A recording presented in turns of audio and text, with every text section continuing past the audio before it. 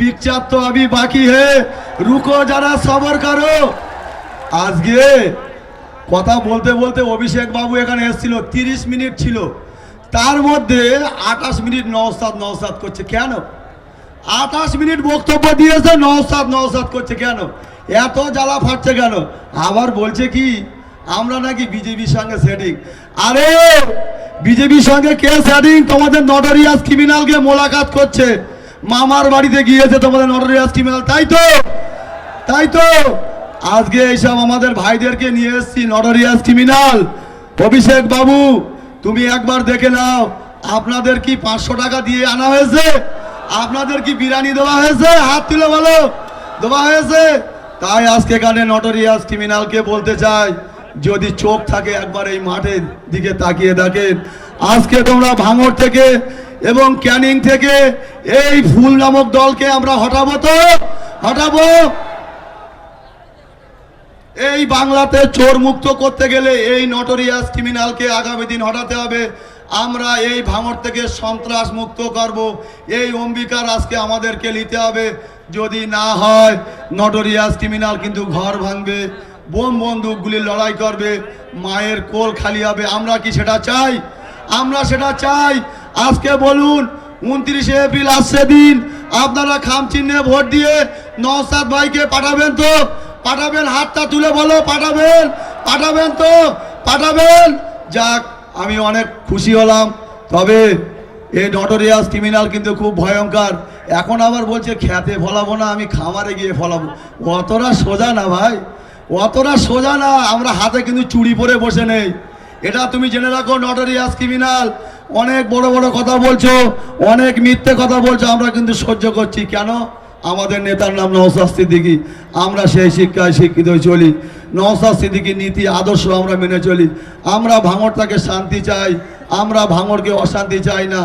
এই নটোরিয়াস ক্রিমিনালকে যেভাবে ভাঙড় যুদ্ধ লাগিয়েছিল, এই নটোরিয়াস ক্রিমিনাল মানুষকে ঘুমাতে দেয়নি, মিথ্যাভাবে কেস দিয়ে অনেক মানুষকে জ্বালিয়েছে। আজকে আমরা এখানে 2026 ভাঙড়ে আমরা 29 এপ্রিল খামচিহ্নে ভোট দিয়ে নটোরিয়াস ক্রিমিনালকে আমরা তিয়ার জেলে পাঠাবো। এটা আপনাদের অঙ্গীকারবদ্ধ হতে হবে।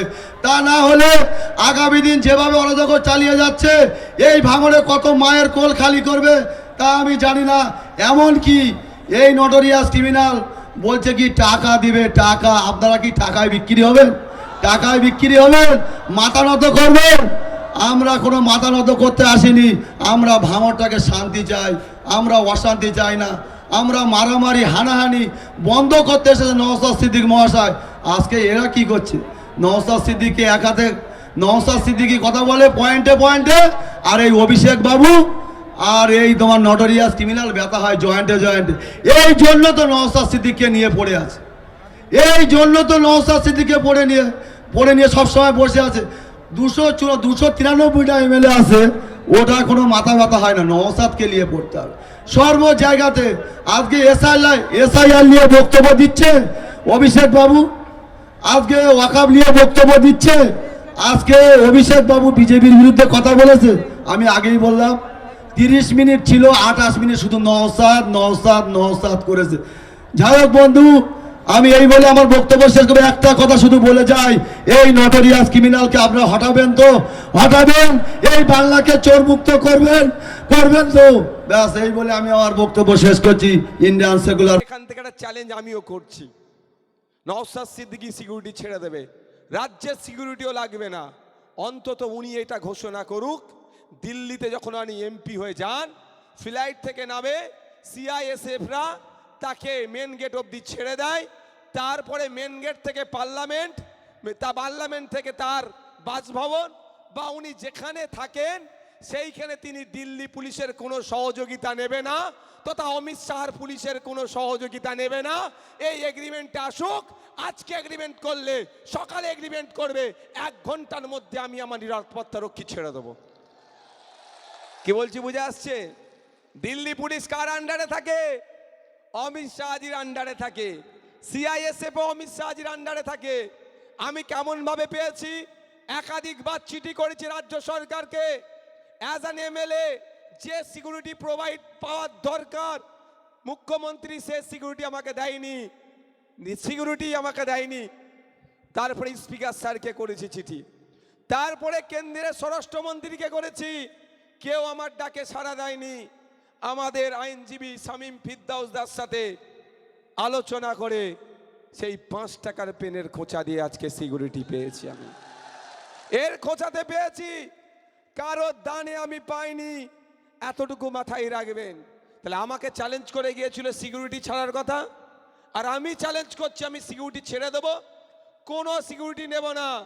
কিন্তু দিল্লিতে যখন যাবে, অসমে যখন ভোট প্রচারে যাবে, উত্তরপ্রদেশে যখন মন্দিরে পুজো দিতে যায়, বা যেখানেই যাক না কেন, সেখানে বিজেপির, ওদের ভাষায় বিজেপির পুলিশকে নেবে না সহযোগিতার জন্য, এটা তাকে বলতে হবে। নিজের বেলায় আঁটি আঁটি আর পরের বেলায় দাঁত কাপাটি, সেই হয়ে গেছে এর অবস্থা। নওশাদ সিদ্দিকীর বিরুদ্ধে তো বলতে হবে, বলার তো জায়গা খুঁজে পাচ্ছে না। ভাই বলার জায়গা খুঁজে পেলে তো বলবে, সে খুঁজে পাচ্ছে না জায়গা।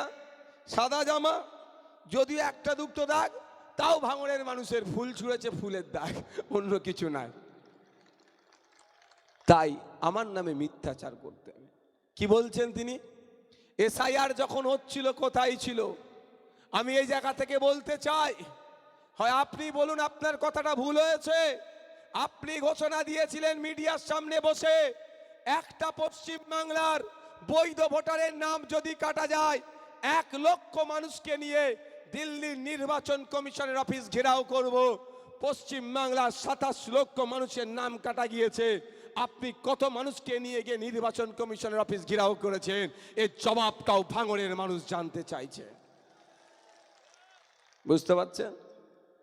যখন মমতা ব্যানার্জি নাটক করছিল আমার লাশের ওপর এসআইআর হবে, তখন নওশাদ সিদ্দিকী তখন সুপ্রিম কোর্টে চলে গিয়েছিল এই এসআইআর এর হাত থেকে আপনাকে বাঁচানোর জন্য।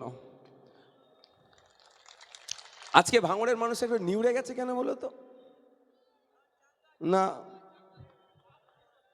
আজকে চার্জ কম আছে। কারিমুল, চার্জ ভালো দিওনি নাকি? হ্যাঁ আসাদুল, তো চার্জ নেই কেন তোমার লোকেদের? হ্যাঁ, চার্জ, ভাঙড়ের মানুষের চার্জ না থাকলে হবে না। ভাঙড়ে এমন চার্জ দিয়েছে রাজ্যকে, দিকে দিকে ভাঙড় 2 তৈরি করবে বলছে। আপনাদের বলি, আমি চ্যালেঞ্জ করছি, মমতা ব্যানার্জির করা মামলা নাম্বার আর নওশাদ সিদ্দিকীর করা মামলা নাম্বার দেখবেন। আমার 68,938/2025 সুপ্রিম কোর্টে আমি মামলা করছি এসআইআর নিয়ে। আর মমতা ব্যানার্জি 2025 সালে করেনি, 2026-এর এসে করেছে। তিনি সব ঘেটে ঘ করে দিয়েছে।